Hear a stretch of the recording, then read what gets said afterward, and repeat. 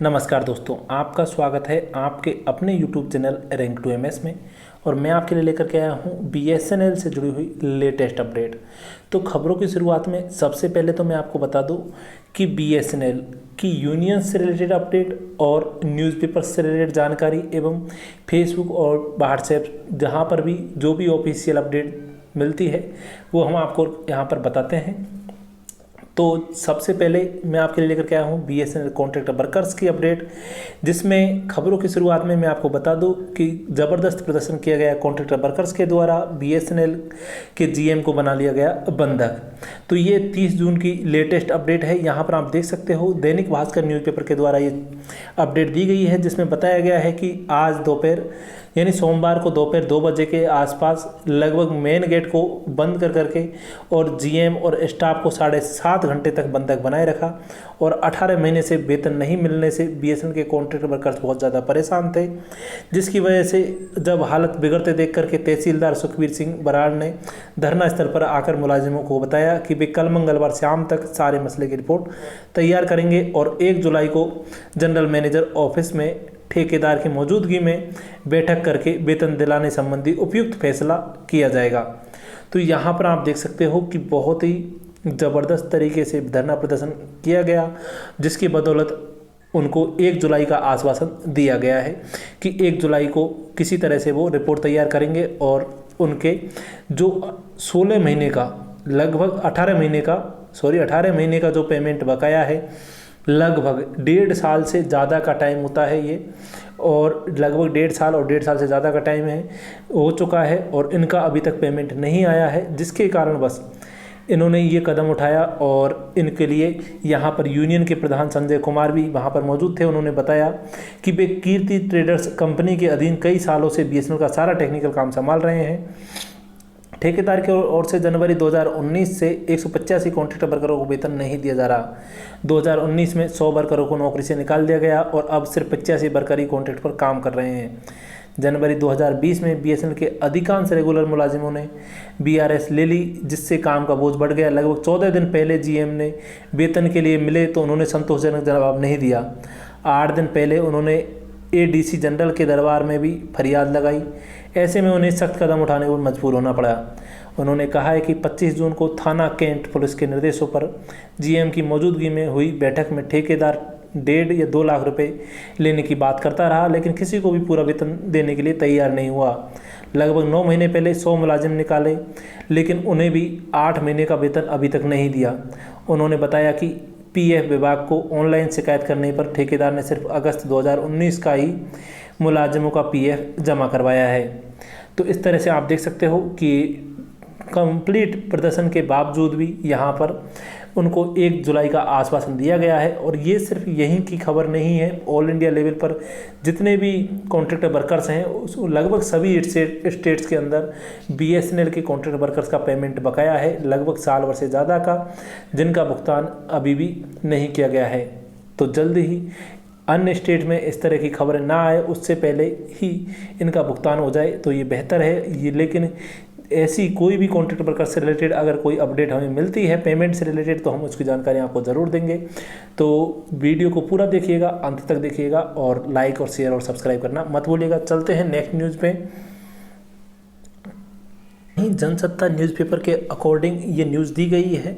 हालांकि नीति आयोग की सिफारिश के खिलाफ BSNL कहा 4G टेंडर से चीनी कंपनियों को बाहर करने से घाटा और बढ़ेगा। तो आपको हम बता दें कि ये ऐसा है कि BSNL यहाँ पर इस तरह से ये न्यूज़ हेडलाइन दी गई है कि नीति आयोग की सिफारिश के खिलाफ BSNL, लेकिन ये BSNL के किसी भी ऑफिसर के द्वारा दी हुई जानकारी है। लेकिन जो फाइनल डिसीजन लिया जाएगा वो लिया जाएगा मैनेजमेंट के द्वारा, और फाइनल जो सरकार के द्वारा कहा गया है कि 4G टेंडर में चीनी कंपनियों को बाहर रखा जाएगा तो वो रखा ही जाएगा। लेकिन इस तरह से इसमें ये खबर जो न्यूज़पेपर में आ रही है तो उस अनुसार हम आपको डिटेल में जानकारी दे देते हैं कि क्या दिया है न्यूज़पेपर ने अपडेट। तो आप ये मत सोचिएगा कि फेक न्यूज़ है, किस तरह से है, तो आप जानकारी इसमें हम आपको इसके रिलेटेड बता देते हैं कि नीति आयोग की सिफारिश के खिलाफ बीएसएनएल, कहा 4G टेंडर से चीनी कंपनियों को बाहर करने से घाटा और बढ़ेगा। नीति आयोग की इस सिफारिश को लेकर के बीएसएनएल के अधिकारियों का कहना है कि इस फैसले से कंपनी को बड़ा नुकसान होगा, जबकि सरकार ने कर्ज के संकट से उबारने के लिए 70,000 करोड़ रुपए का अगर पैकेज दिया है तो उसे हर कदम पर सपोर्ट करना चाहिए।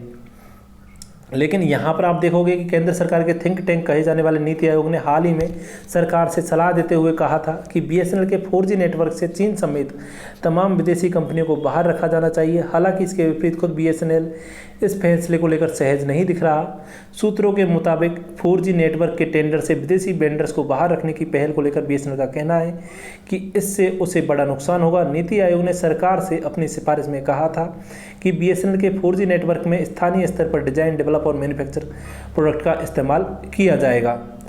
साथ ही नीति आयोग की इस सिफारिश को लेकर के बीएसएनएल के अधिकारियों का कहना है कि इस फैसले से कंपनी को बड़ा नुकसान होगा, जबकि सरकार ने कर्ज के संकट से उभारने के लिए 70,000 करोड़ रुपए का अगर पैकेज जारी किया है तो कंपनी के सूत्रों का कहना है कि Nokia, Ericsson, Samsung, ZTE, Huawei जैसी कंपनियों का टेंडर की रेस से यदि बाहर रखा जाएगा तो फिर कई उपकरणों की कीमत 25% तक बढ़ जाएगी।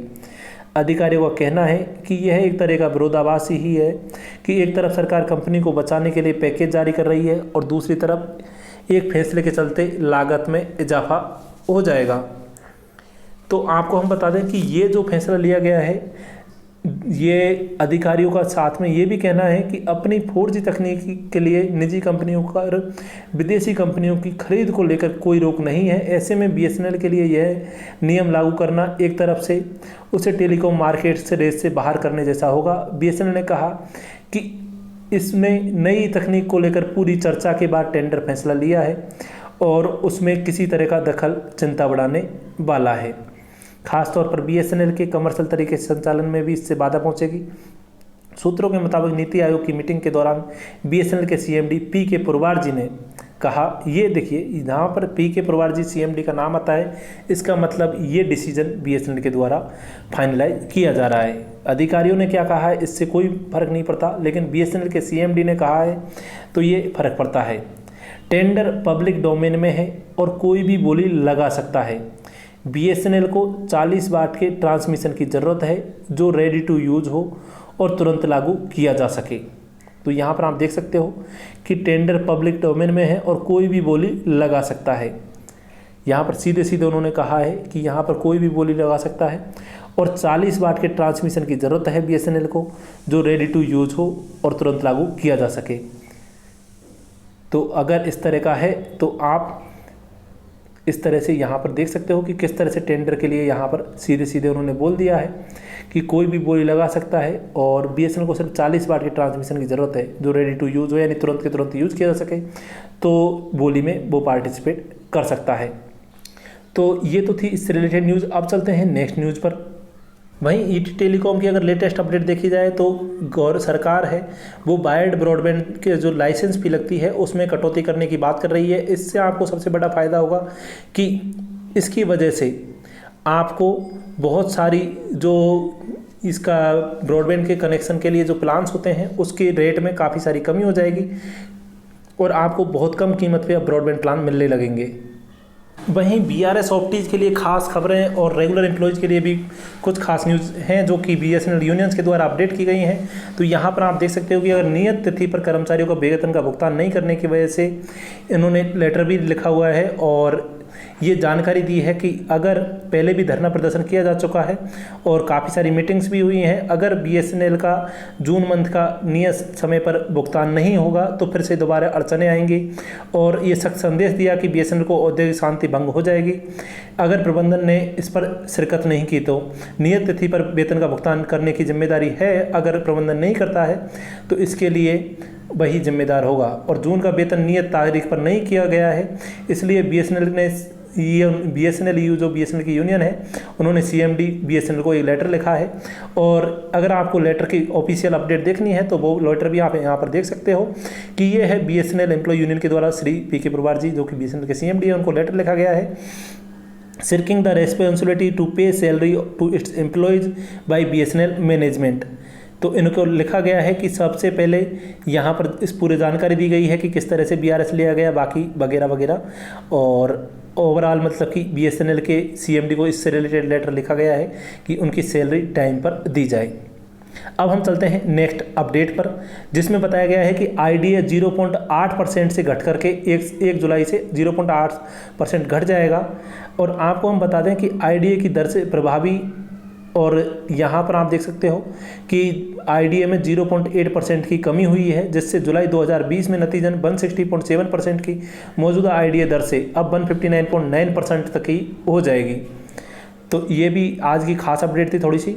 बाकी MRS जो कार्ड है उसकी डेट बढ़ा दी गई है, उसकी भी यहाँ पर न्यूज़ दी गई है। साथ ही सॉफ्ट लोन से रिलेटेड जो अपडेट थी कि सॉफ्ट लोन पहले भी BSNL के द्वारा मांगा जाता रहा है, लेकिन अभी तक BSNL को एक भी बार सॉफ्ट लोन, जब BSNL ने मांगा था तो नहीं मिला था, लेकिन अभी निजी कंपनियों ने सॉफ्ट लोन मांगा है। तो इससे क्या देखते हैं कि AGR से रिलेटेड उनको मांग थी कि सरकार को स्पेक्ट्रम उपयोग SUC को दूरसंचार कंपनी के AGR के 3% और लाइसेंस शुल्क को 8% से घटाकर 3% राजस्व में कटौती करनी चाहिए। साथ ही उन्होंने निजी कंपनियों ने ऐसा भी दिया है कि उनके लाइसेंस शुल्क में कमी, और इसके साथ उनको सॉफ्ट लोन और आवश्यक जो शुल्क हैं उनके अस्तित्व में रहने के लिए ज़रूरी है कि उनकी ये सब प्रोवाइड किए जाएं। हालांकि BSNL ने पहले जब इससे रिलेटेड सरकार से मांग की थी तो सरकार ने इसको अस्वीकार कर दिया था। तो अब निजी कंपनियों से रिलेटेड मांग पर क्या इस पर डिसीजन लिया जाता है, ये देखते हैं जल्दी ही। इसके अलावा BSNL प्रबंधन नहीं जानता है तो कर्मचारी संघर्ष के अधिक गंभीर रूप का सहारा लेने के लिए मजबूर होंगे। BSNL 4G से रिलेटेड भी यहाँ पर बात की गई है, 4G मुद्दों पर भी। तो इस तरह से काफ़ी सारी अपडेट थी आज इससे रिलेटेड। तो थैंक यू फ्रेंड्स, मिलते हैं नेक्स्ट वीडियो में नेक्स्ट न्यूज़ के साथ में। तब तक वीडियो को लाइक करें, दोस्तों के साथ शेयर करें और सब्सक्राइब करें रेड बटन को दबा करके, जो कि वीडियो के नीचे दिया हुआ है रेड बटन, उस पर क्लिक करें और चैनल को सब्सक्राइब करें। धन्यवाद। और अपना जो दूसरा चैनल है Rank2MS टेक्निकल, जिस पर अनऑफिशियल हम अपडेट देते हैं, जितनी भी जानकारी हमें फेसबुक व्हाट्सएप के कमेंट से या फिर वहाँ के ऑफिशियल कर्मचारियों से मिलती है, उससे रिलेटेड हम जानकारी वहाँ पर प्रोवाइड कराते हैं। सैलरी से रिलेटेड और अन्य छोटी मोटी जो खबरें होती हैं, जैसे कि आपका एक्स-ग्रेशिया का अमाउंट कब आया, BRS का पैसा कितना आया, किस चीज़ का पैसा आया है, किसका पेंडिंग है, किस तरह का भुगतान किया जा रहा है, तो वो सभी खबरें वहाँ पर आपको मिल जाती है। तो उसको सब्सक्राइब कर लीजिएगा। धन्यवाद।